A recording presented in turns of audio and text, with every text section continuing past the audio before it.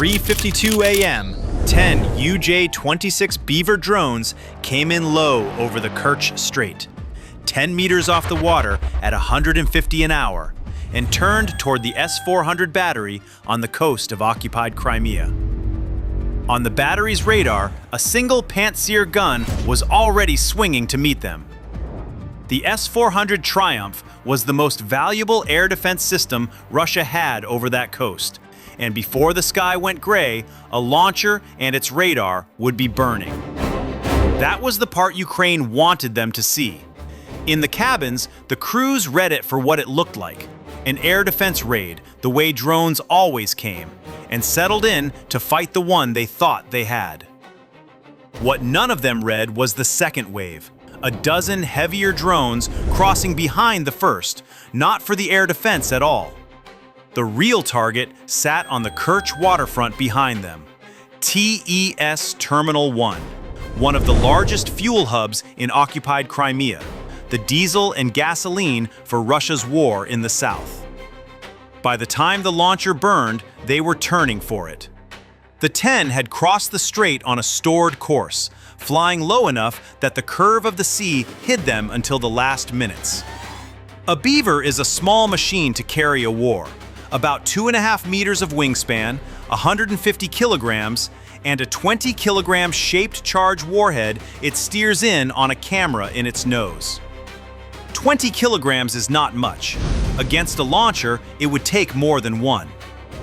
Over the water, the drones split, 4 for the S400's launcher, 4 for the big 9.6 L6 radar beside it, 2 climbing to bait the gun.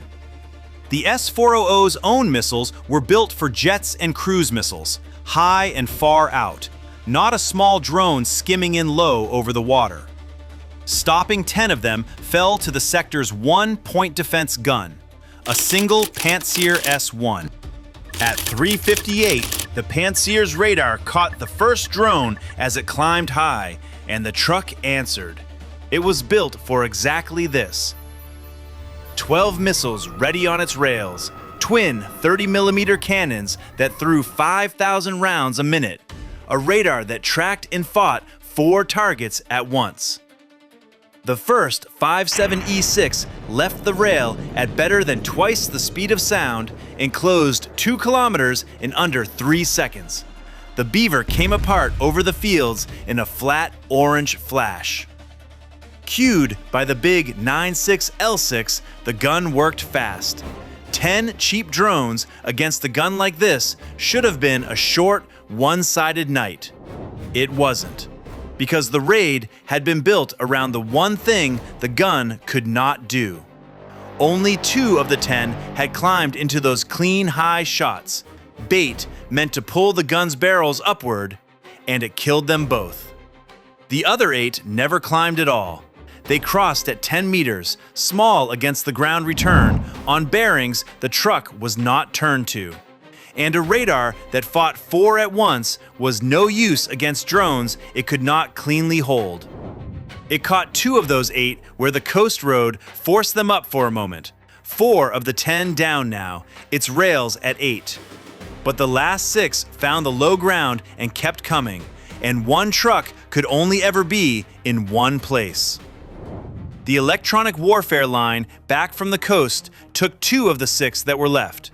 It had been broadcasting across the navigation bands all night, and it pulled the satellite fixes from 2 of the low drones mid-run, before their cameras were close enough to see the target for themselves. Both drifted a few hundred meters, the whole distance between a target and an empty field, and went down on nothing. That left 4, still down in the clutter, 2 closing on the launcher, 2 on the radar, all 4 close enough now to fly on their cameras, on the target by eye, holding it in the lens, past the satellite bands the jamming could poison. The EW had caught the 2 that still needed a fix. It had nothing left to take from drones already looking at what they meant to hit.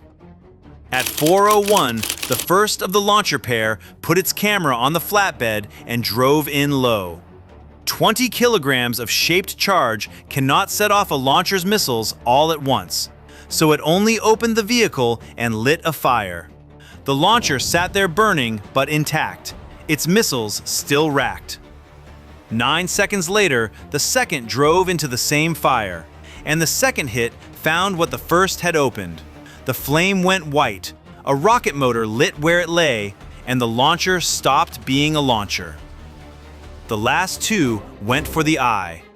The big 96L6 was the S400's own radar, the piece that swept far out over the sea and told every gun in the sector, the lone pantsir included, where to look.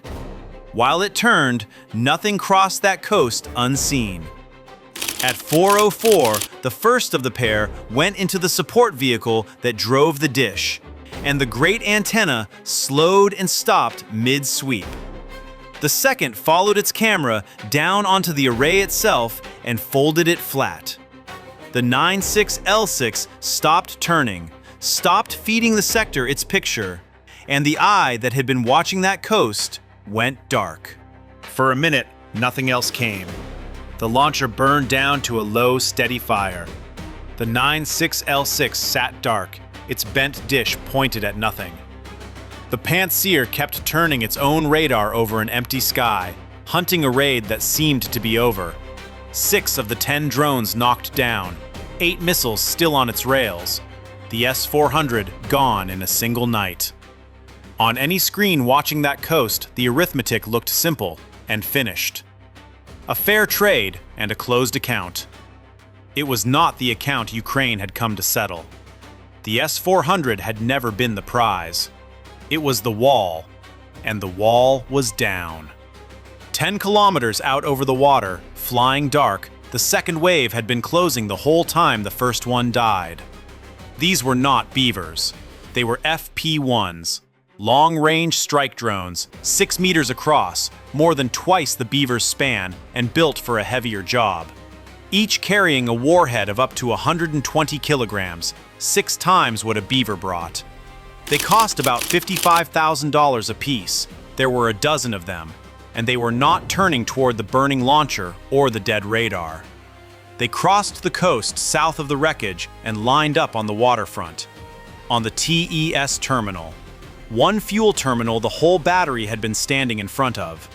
Inside the pantsir's cabin, the crew had thought their fight was over. Now their own radar filled again, the 96L6 dead behind them, no warning anymore from far out, just the drones on its own scope. And this time, it was not 10, but a dozen, coming in low over the water. The crew sorted them by threat and began to fire, fast and by the book, the way the first wave had taught them the night could still be won. On paper, they still had enough. 8 missiles, 2 cannons, a radar that could track and fight 4 drones at once. The FP1s were bigger and slower than a jet, exactly the kind of target the truck was built to swat. And over open water, it did what it was built to do. At 4:06, the first 4 went down inside 2 minutes, at 9 kilometers, at 7, at 5, at 4. The jamming line pulled 2 more into the shallows short of the shore. Its load fell from 8 toward 4, and for those 2 minutes, it looked like the first wave all over again. The truck winning, the drones falling, the count going the right way. But 6 were still flying, and the truck could fight 4 at once only if the 4 were in the same stretch of sky. These were strung out down a kilometer of waterfront, the pump house and loading rack at one end, the tank farm at the other, a corridor of pipe between them. By 4:08, the crew ran the geometry the way they always did, and it gave them an answer they did not like. To swing the radar from the pumps to the tanks and reacquire took 15 seconds. The FP1s would cross the last 2 kilometers in under a minute. There was not enough truck to cover the target, and there never had been. They could see all 6 on their screen and could hold only one stretch of shoreline at a time. They would not lose this because anyone had done anything wrong. They would lose it because there was one gun and a kilometer of terminal, and a gun can only be in one place. The first of the 6 bored straight in at the pump house at the truck's own end. The gun swung onto it and almost had it, the track clean, the solution building, and then the drone dropped in behind the loading rack, off the screen, and came out the far side, barely 100 meters out, low over the water. It was far too close now for a missile. A 5.7 E6 needs about 1,200 meters just to arm, and this was a fraction of that, a dumb tube. The crew slapped over to the cannons, but the guns could not come around onto something that low and that close in the 2 seconds it left them, and the FP1 went into the pump house before the barrels reached it. 120 kilograms opened the transfer sector, where the fuel moves, and the fire that started there was not the drones. It was the fuels. Diesel and gasoline in the lines caught and climbed the loading rack, then ran down the pipe corridor, faster than anything at the terminal could get out ahead of it. The Pantsir was still firing. Its rounds no longer mattered to the fire on the ground. One of the next came in on the tank farm, put its camera on a tank, and hit at a shallow angle that skated the warhead off the steel roof. It detonated at the edge and started almost nothing, the crew's one piece of luck. The three behind it did not miss. The first held its camera on a full tank all the way down. The warhead went in low on the wall, the steel split along a seam, and what had been a sealed column of fuel found the air all at once. The next two did the same, 300 meters apart down the row, each new fire feeding on what the terminal was built to hold. The heat off the burning tanks pushed at the next in the row until their paint smoked and their valves began to scream. The fire was setting its own pace now, and the pace was faster than anything the terminal could answer. Along the waterfront, the black columns began to lean toward each other. By now, the terminal was burning in 4 places. The pump house at one end, 3 tanks down the row, and the last FP1 was still in the air. It came in low over the water, onto the part already burning, the pipe corridor between the transfer sector and the tanks. The Pantsir's radar held it the whole way in, but the gun could not turn fast enough to matter, and the drone crossed the last kilometer in under half a minute. The crew watched it in on the screen, unable to reach it. At 4:10, it hit the corridor between the fires. 120 kilograms into a run of pipe already full of burning fuel did not start one more fire. It joined the ones already there.